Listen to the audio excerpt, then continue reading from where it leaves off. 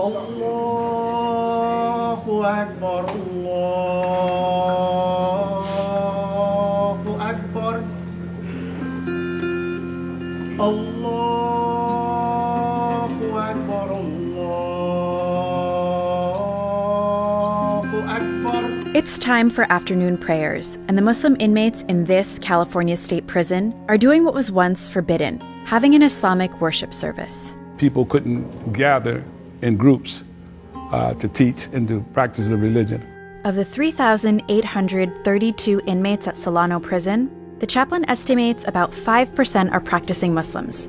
The prison doesn't track religious identity, partly because it's so fluid. And religious expression is a barometer for how Islam has evolved within the U.S. penitentiary system. Hey guys, I'm Shreen, and today we've traveled to Solano Prison in Vacaville, California, to explore how the world's fastest growing religion has had to fight to find a home in prison.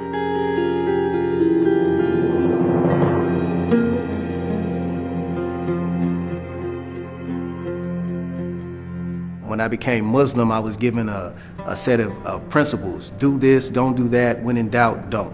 That's Jesse Burleson, who people here know as Hassani. He's been in prison for 31 years. Hassani is one of the practicing Muslims at Solano Prison, and they're part of the millions of people behind bars in the U.S.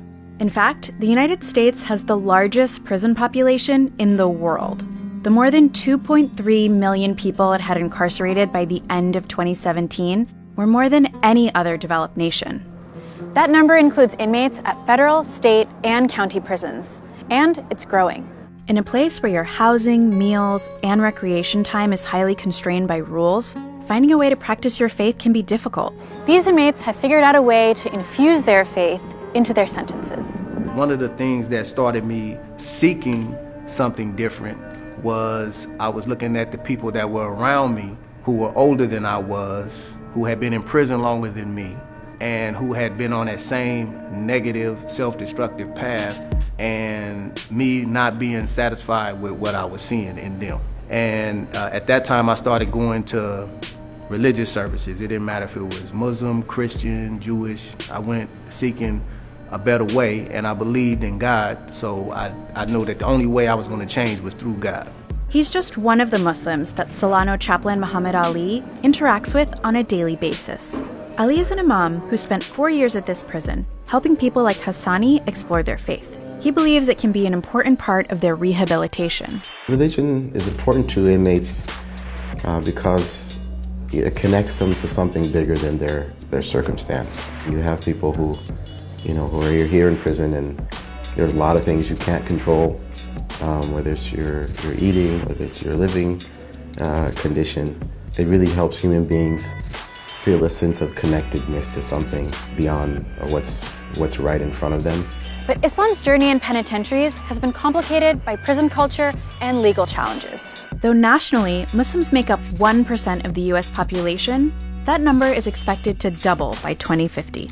Some of that growth specifically comes from inmates converting to Islam behind bars. Islam's known for having a particularly strong presence in prisons.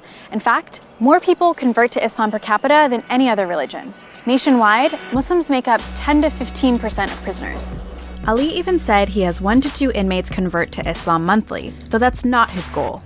What makes those statistics resonate more is knowing how difficult it was to get Islam accepted as a recognized religion within some prisons. The prison administration, through their custody officers, wouldn't allow groups of Muslims to congregate over 3. And when they did, they would break them up. That's Abdul Rauf Nasir, and he spent 30 years using his Islamic faith to help inmates in correctional institutions. He considered it social justice work and an active part of his faith. Back when he started in the 1970s, he says the prison system was full of subtle discrimination against Muslims. Some Muslim inmates at this prison sued in 1996 for greater access to religious services. Their demands included hiring a full-time Muslim chaplain and the ability to attend Friday prayers without penalties like demerits for leaving work. Eventually, they did receive a full-time imam and their other demands. Prison officials dispute this account. They say Muslim inmates were never denied access to their religion, and instead the constraints were reflective of staffing and organizational issues that were resolved. Nationwide, the legal pushes continue today. A 2013 report says that Muslims submitted the most religious discrimination complaints out of any other religious group in prison.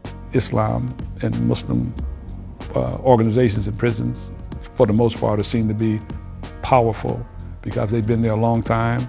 They have challenged the status quo of the prison system itself, legally and physically.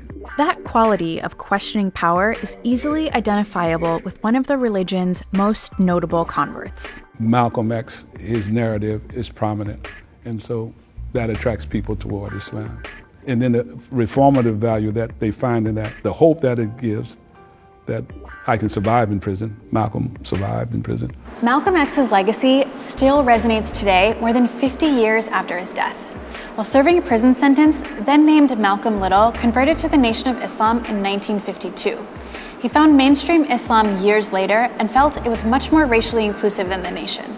But as Muslims, we will be Muslims. I will try and teach the religion of Islam among the so-called Negroes and make them Muslims. Aside from spiritual guidance and the ability to change your life around, another reason Nasir says some incarcerated people are drawn to the faith is for another reason entirely: how prisons are organized.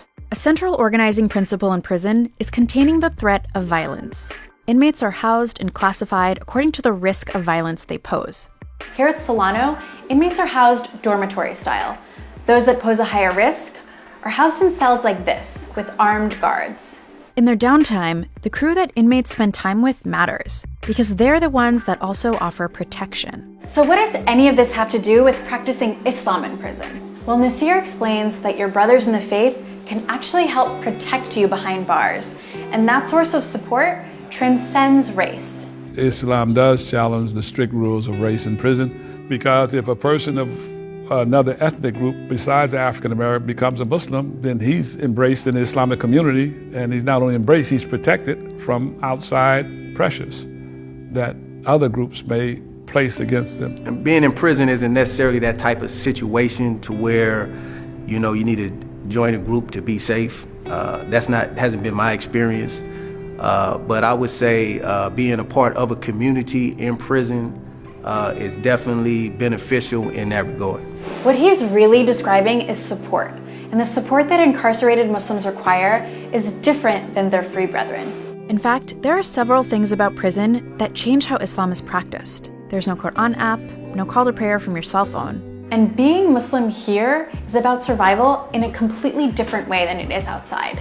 It does afford some opportunity for inmates to think about their rehabilitation, think about meaning in life, think about who they want to be as a person while here or when leaving here. Just because religion might help some people survive prison doesn't mean they'll continue the practice after release. Nasir's seen people let go of the faith when they get out. But Hassani, who's just days from release, has his sights set on making Islam's most important journey for Muslims, the pilgrimage called Hajj. So I think for me that making the Hajj as one of my goals, primary goals, if I keep that as a primary goal, that I will be successful in not only staying on the path, but doing everything that I need to do in order to get off parole, save some money, and make the Hajj. I learned so much about incarceration in this story. If you want to learn more, check out Ear Hustle, the podcast out of San Quentin Prison. Don't forget to follow and come back next Sunday for our next story.